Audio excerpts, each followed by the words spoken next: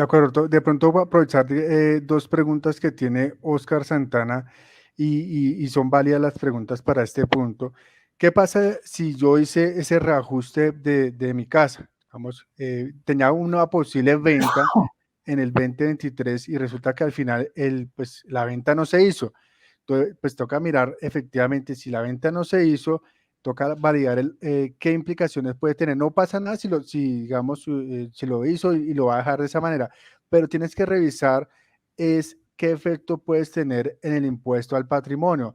Si, digamos, superó las VTs que exige para presentar el impuesto al patrimonio, no porque, digamos, esté ahorrando acá en el impuesto a renta, de pronto me esté perjudicando en el impuesto a patrimonio. Entonces toca revisar 360 para ver qué efecto puede tener eso. Si efectivamente ya vendí la casa y pues la voy a reajustar y todo, pues no tengo ningún problema. Pero si no la voy a vender, pues no tengo ahorita en este momento la opción de venderla, pues no lo reajusto porque puedo tener una incidencia ¿Y si de ya que lo reajustó, puede bajarle nuevamente?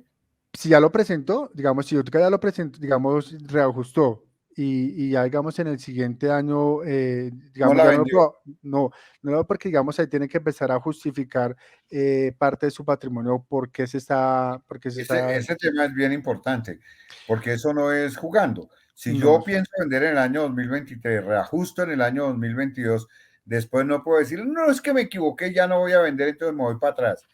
Sin embargo, cosa diferente a eso es que los gestores catastrales, y en la sabana se está dando este fenómeno, establecen un valor, avalúo catastral o avalúo del respectivo inmueble para impuesto, no solamente el impuesto predial, sino también con efectos en el impuesto a la riqueza, por un valor superior al comercial. Lo hemos visto en la sabana.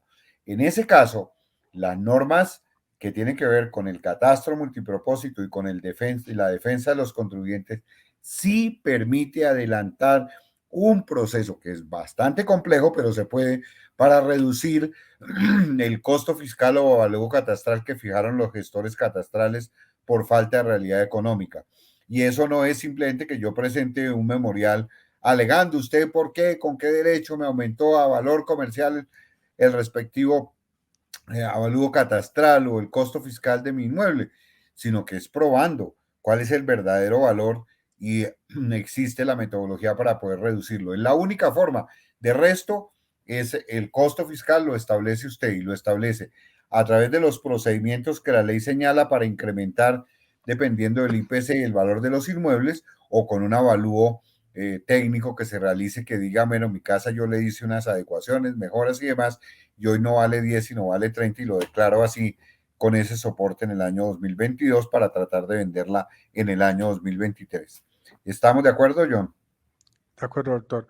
Y ya la última pregunta que tiene Oscar Santana, que por ejemplo era el tema de que le consignaron unos dineros en la cuenta de ahorro para el tema familiar y supuestamente por producto de eso superó el tope, pues ahí, digamos, Oscar Santana tendría la obligación de presentar la declaración de renta, porque por el tema de transacciones bancarias, independientemente que no sean ingresos para usted o para la persona que lo recibió, sí de esa manera la DIAN le puede llegar a enviar la invitación de que no hizo su declaración. Entonces, lo recomendable ahí en ese caso, si cumplió el tope, presente su declaración. Nuevamente, que presentar la declaración no significa que tenga que pagar, si es un aspecto formal, porque presenta sus ingresos normales, sus activos normales, y ya de esa manera queda subsanado ese tema, digamos, por haberle consignado esos ingresos a usted que no pertenecen. Yo le propongo, John, que aceleremos un poco porque ya se nos está acabando el tiempo. De Y le acuerdo. pido que hablemos en resumen de la consulta de los reportes de la DIAN hoy tan importante. La DIAN me puede mandar mi declaración casi hecha diciendo, mire, todo lo que yo tengo.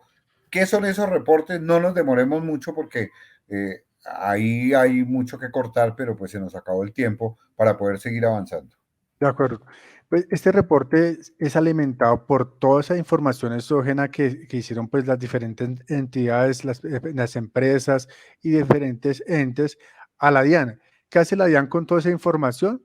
la sube a la plataforma de la DIAN. Esta información ya está disponible desde el 18 de julio del 2023 y esa es una información simplemente como para conciliar pues sus soportes, de que efectivamente lo que quien me reportó, si el soporte que tengo ahí pues si está bien o no, o tengo que hacer algún cambio.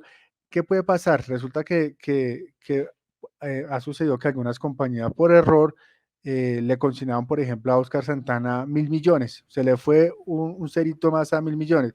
Quiere decir que tienen que empezar a solicitarle a la compañía que le corrija pues ese reporte porque para la DIAN, Oscar Santana sí recibió 1.000 millones, pero fue por un error de pronto humano que reportó esa en la DIAN y de esa manera pues está perjudicando a esta persona. Entonces, no siempre todo lo que esté en el reporte de la DIAN es 100% pues bien, porque eso lo hacen diferentes personas, lo alimenta diferentes entes y al final la última palabra pues la tiene el contribuyente con sus soportes físicos. Entonces, de esa manera podemos pasar al siguiente punto, que es la declaración sugerida. El otro Sí, punto. ese tema es bien interesante. Bien. Simplemente para redondear el tema anterior, la información que nosotros damos como información exógena hoy es absolutamente valiosa porque la DIAN ya la maneja, la consolida y la utiliza. Pero utilizando esa y la inteligencia artificial, el Big Data y lo demás, hoy aparece lo que llamamos una declaración sugerida. Y entonces, dediquémosle un poquito, John, a contar y hablar de esa declaración sugerida, que es una declaración, entre otras cosas, que fue modificada por la ley 2277 y que lo que busca es que el contribuyente, si no quiere declarar, lo obliguen a hacer a través de otro elemento que son las declaraciones sugeridas. De acuerdo. Tenemos la declaración sugerida que normalmente cuando uno ingresa a la página de la DIAN, ya la declaración de renta está alimentada por toda esa información exógena que reportaron todos los terceros. Entonces ahí donde empieza el contribuyente a revisar si efectivamente pues, los ingresos, costos, deducciones están bien. No quiere decir que esa declaración sugerida sea 100% la final. Ya la persona revisa si efectivamente eso es bien o no. ¿Cuál es la otra parte para las personas que no declaran la renta? Por alguna razón recibieron los ingresos, recibieron otras cosas a través de sus cuentas bancarias, la DIAN utiliza esa declaración sugerida, la presenta ya no como declaración sugerida, sino como factura de venta. Entonces hay una posibilidad de que si yo no declaré renta, la DIAN con ese instrumento me puede obligar a cobrar esa declaración por no haber presentado mi declaración de renta. Entonces ahí la recomendación es revise la información que está en la DIAN, valide si efectivamente pues esos topes y esos ingresos sí son correctos. Si no son correctos, pues hacer la solicitud correspondiente para que la corrijan esa información. De lo contrario, podemos llegar a la declaración sugerida, no a través de esta que es ya como sugería, sino como factura de venta, por decirlo así, por parte de la DIAN. Es muy importante. Como ustedes ven, la declaración sugerida ya no es un tema que la podemos desaprovechar. Solamente quiero al respecto a la declaración sugerida señalar algo. Y es que para las grandes empresas, y yo sé que aquí ya hay empresas pymes que están pasando un número importante de registros en la facturación electrónica, pues obviamente quedan incorporados a la DIAN todo tipo de información de facturas electrónicas realizadas, pero en ocasiones hay notas crédito, hay notas débito, hay facturas dobles y muchas cosas de estas. Cuando se debe presentar la declaración de IVA, puede haber una declaración sugerida, porque yo entro a la administración, a los datos de la administración, como decía John, y encuentro un monto de un número de facturas y un monto de facturas que deben ser la base para el cálculo del respectivo IVA. Debo hacer la respectiva consolidación y muy seguramente en los próximos años o meses, diría yo, la administración le puede decir, explíqueme por qué usted tiene como declaración sugerida determinado tipo de valor y usted declaró el impuesto a las ventas por otro tipo de valor. ¿Esa diferencia qué es? ¿Cómo me la explica? Concíliela. Eso es uno de los temas de la fiscalización del futuro, pero no nos detengamos mucho porque ese es uno de los puntos que muy seguramente las personas jurídicas tienen que comenzar a mirar. Hablemos, pues ahí habíamos hablado ya para la declaración de renta del año grabable año 22, ¿Qué puede suceder frente a las personas naturales si pasamos en el siguiente slide como declaración sugerida? Es lo que estábamos comentando, de que si son declaración sugerida, si no, digamos, la persona pues no la presenta, para la DIAN ya esta es como la final y de esa manera empieza su cobro pues coactivo a la persona que no la presentó. De la recomendación es ahí, revisar que efectivamente esa declaración sugerida si es correcta o no. Y si no es correcta, pues prácticamente eso fue alimentado a través de toda la información exógena, revisar la información exógena para que se corrija si es el caso, y si no es el caso, que es por el producto de pronto de todo lo que hemos hablado, que fue que le consignaron, fue que de pronto el inmueble está a nombre mío, fue que entonces pues tratar de presentar mejor su declaración de renta, hacer la depuración correspondiente y presentarla pues para no llegar a esas instancias con la DIAN. Sí, aquí tal vez hay una precisión que tenemos que hacer.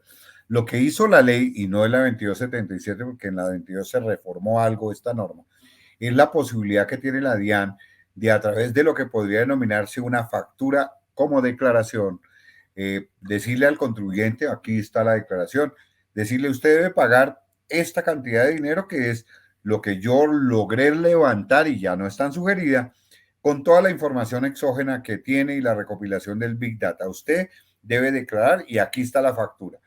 Si el ADIAN les pide esa factura, tiene 2 meses de plazo para decir yo no estoy de acuerdo.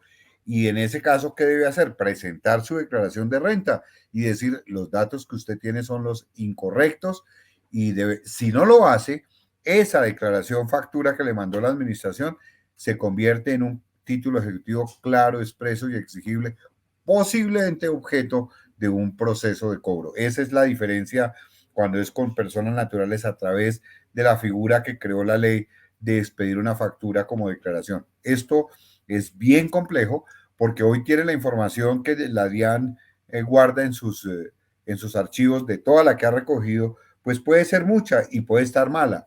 Y si nosotros recibimos esa declaración y no hacemos nada, pues 2 meses después nos puede estar llegando la DIAN diciendo, yo le liquidé un impuesto y usted no hizo nada y usted me lo debe pagar y es una declaración en firme.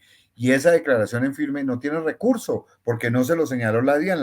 La DIAN, la ley lo que le está diciendo, usted tiene 2 meses de plazo para decirle a la DIAN que no ha lugar esa forma de liquidar. Ese es bien importante, es diferente y va un poquito más allá de una declaración sugerida.